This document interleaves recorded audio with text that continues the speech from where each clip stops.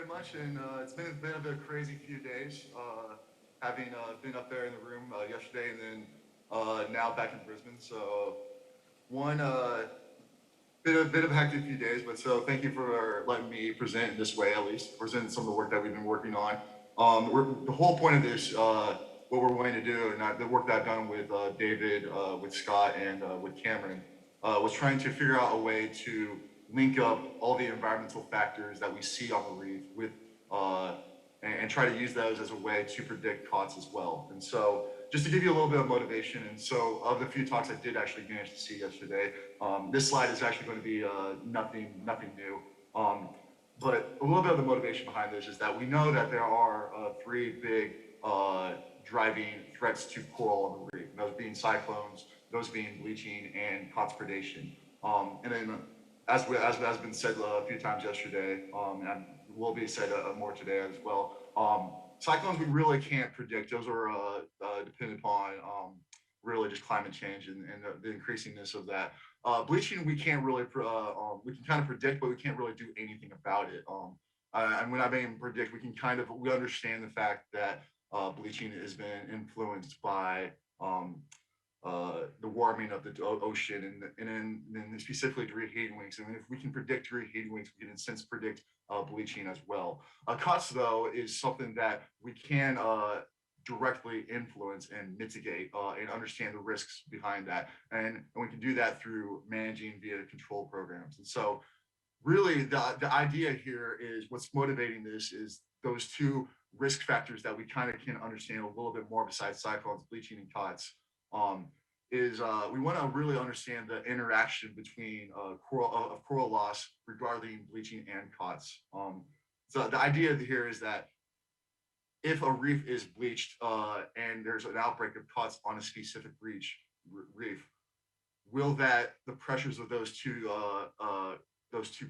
drivers be cumulative? Thinking along the lines that, well, if COTS prefer to target healthy coral versus bleached coral, well then once those two factors become once those two pressures become uh, under control, coral recovery is going to slow down a little bit. And so what we really want to do is understand what that interaction is. And we also want to understand a little bit about the habitat preferences of COTS and how COTS will respond to all these different pressures. And then we really want to do this at different spatial scales. And so we want this to do this at the site scale, at the reef scale, and ultimately at the regional and Great Barrier Reef scale. Um, so it's really important to understanding, and particularly trying to implement a control program. Um, so this work was really initialized out of those key questions. What are the environmental factors that influence COTS really across the Great Barrier Reef? Where do they prefer to live? Where can we find them?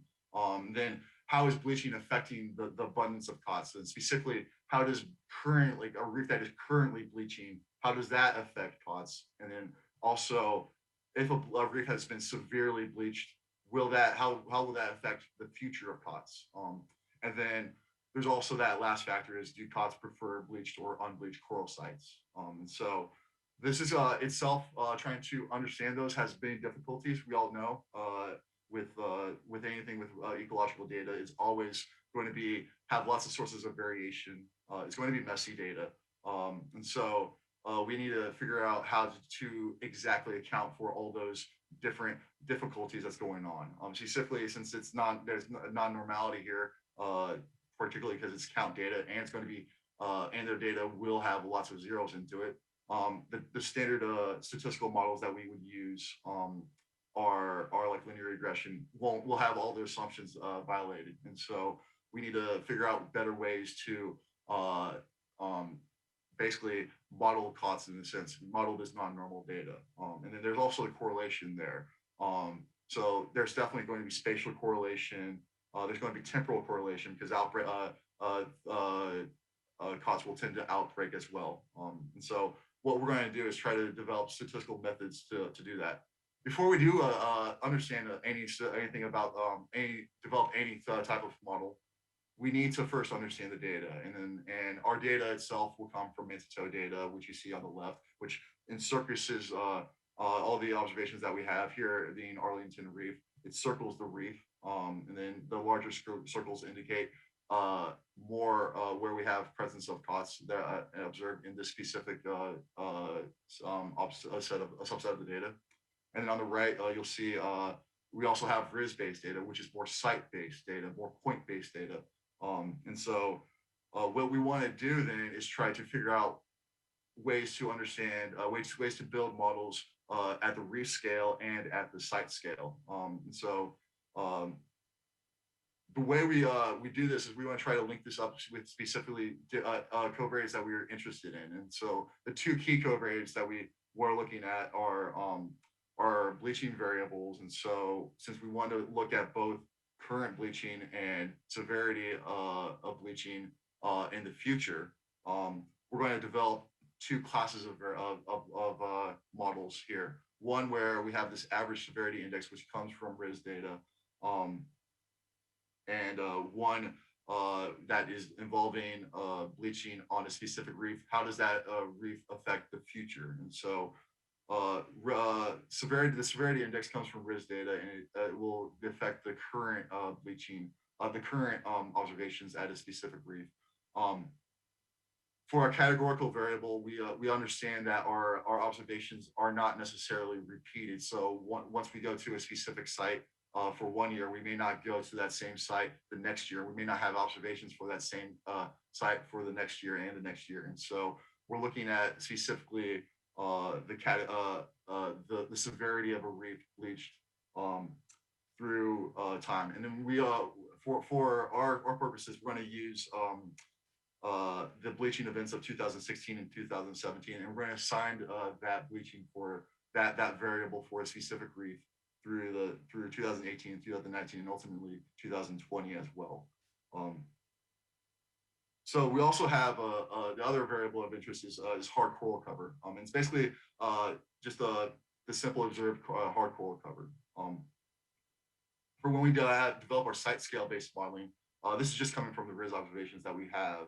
And then we use this for the Manta, we aggregate it up to the Manta tow data, the RIS, reef scale data. We're using the mean Manta tow data across the site, but also another measure of variation. So that kind of indicates not only the average coral cover at a reef, but the variation in coral cover over at that reef. And so if one site has 0% cover, 50% cover, and then 100% cover at a reef versus one that has three sites that add 50% cover, they have the same mean hard coral cover, but they have different variations. So we want to account for that variation in the model.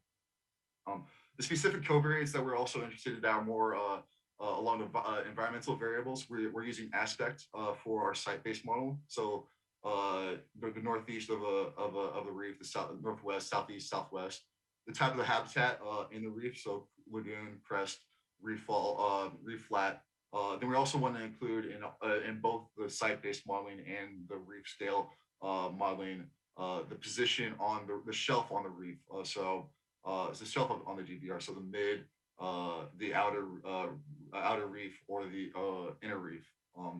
Then we also include in our modeling specific benefits variables, such as like the proportion of rubble and the proportion of macroalgae, and these are coming from RIS-based data. Then lastly, and this is going to be critical to our modeling as we work through, is our random effects. And these are going to account for the spatial and temporal correlation. So for a spatial correlation effect, we're using a reef ID variable. For temporal effect, we're using the year, and then the interaction between those two. And those are actually going to become critical to our modeling aspect. Otherwise, our models will actually ultimately explain very little of the variation. So this is my only mathematical slide. So I'm not going to go through all the math on the right, but just to let you know that there is a little bit of complications to this. The models are complicated, and actually it's more complicated than the math is presenting there. Because the data is nonlinear, we have to use a zero. We're using this projection into the generalized space, and so we're using a negative binomial distribution, but we're also using a zero inflated negative binomial distribution, particularly because there are lots of zeros. There's a big list of literature. Maybe the zero inflation is not necessary, but we wanted to account for the sampling and the structural possibility of zero observations. So sampling zeros where maybe there was COTS there, but we didn't see it. And structural zeros being where there really are no COTS. And we saw no COTS, and there really are no COTS. And that talks about the detectability issue that was Morgan was actually talking about previously. Um, we're also going to develop a random forest-based model, and so there's a little bit of a distinction here that I really want to highlight. The idea that the generalized linear mixed model that we're working with is an inferential-based model.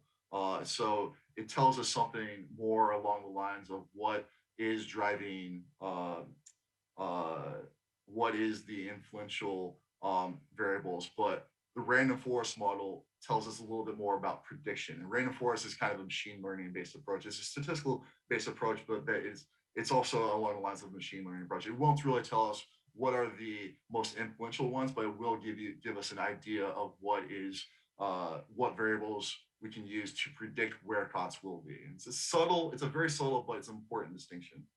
Um, so when we run these models, when we develop reef scale based modeling, um, here are the results that we have. On the left is this is the fixed effects for the generalized linear mixed model on the left, and on the right we'll have random forest model, but that describes what are the most important predictors. The generalized linear mixed model effects show that that basically nothing is important. Uh, Except that's what that means is that the random effects, those being the year and um, the uh, reef effect, are what is driving our model.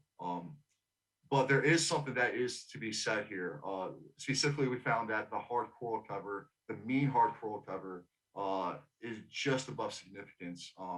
And what that means is that what probably is happening is that yeah, it's not above a point of the hard coral cover is not significant at the 0.05 level, but it is significant and something that we should be considering when we're working with these models, when we're trying to account for where costs are.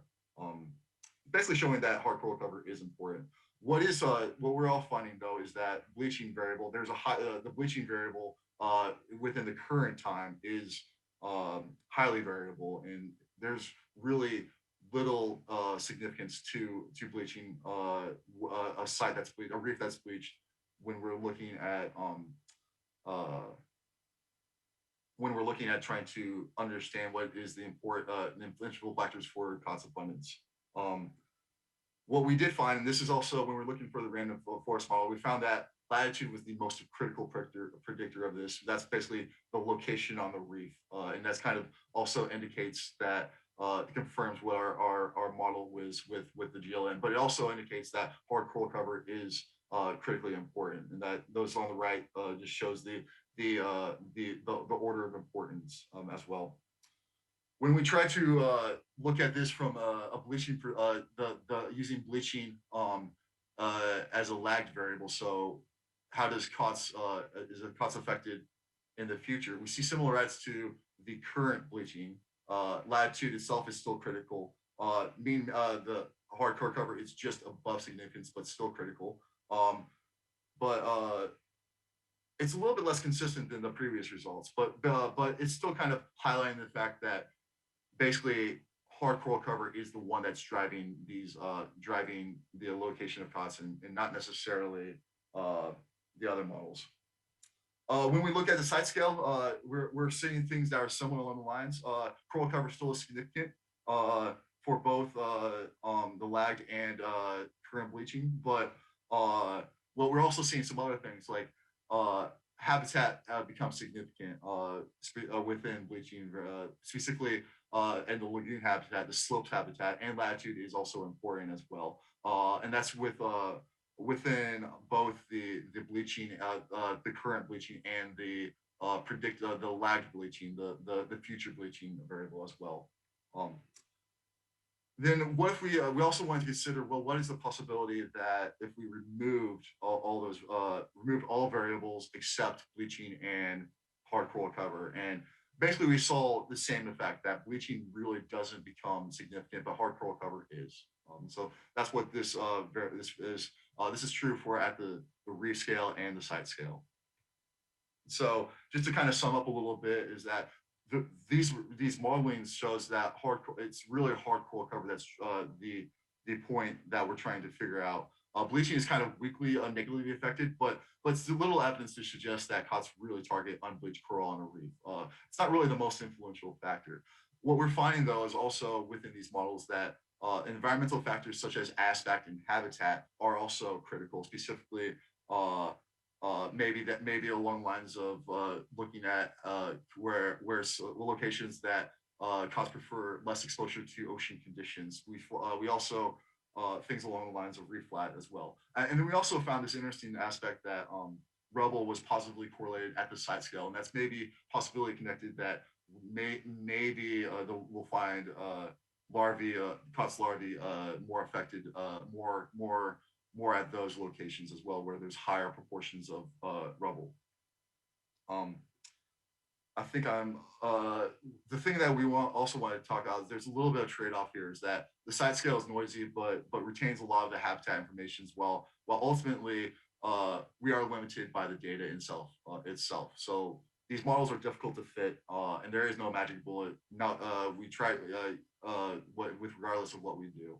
But critically, we are able to see that the important things within these models is the location and time are what account for the distribution of the outbreak. So basically, it's saying that the highest densities of COTS tend to be near the latitude of the outbreak, where the outbreak front is going to be. And so, from that aspect, is that COTS, what we understand from these models is that management really should be focusing at where the outbreak is and protect coral cover with regards of with not worrying about bleaching. And I say that more along the lines of that the fact that hard coral cover and bleaching tend to have this compounding effect already. What we also found was that the reason COTS weren't going towards these bleach sites was because tended to be there's this also compounding fact that the more bleach the site, the lower the coral cover was going to be as well.